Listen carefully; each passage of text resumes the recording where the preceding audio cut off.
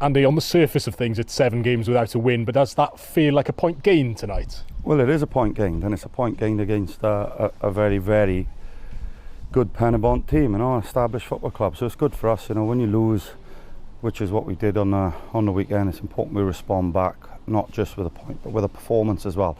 I think the most satisfying thing for us tonight is a clean sheet.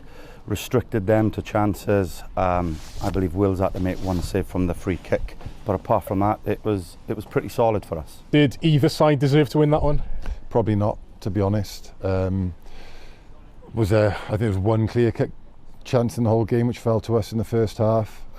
One clear-cut chance is not deserving of 3 points, so frustrating. Obviously the first half the weather was really bad and I felt it was in their favour, and then looking forward to the second half, and then we came out and it just seemed to have died. So a bit frustrated with that, but ultimately second half we didn't do anywhere near enough to win the game, and they were a threat on the counter, particularly second half. Are you confident then that the turnaround in form is coming soon?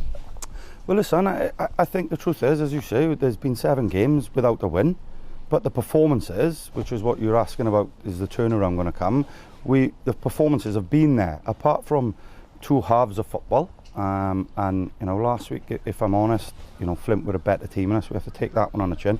But our performances all season have been really, really good. Ultimately, we didn't really perform that well tonight, so we'll take the points. And I'd say, all right, last 10 minutes we were pushing and looked like the team that was going to score, but there was certainly a period before that where I thought they were more threatening than us on the counter and with a few set pieces. So, a point's definitely a fair result.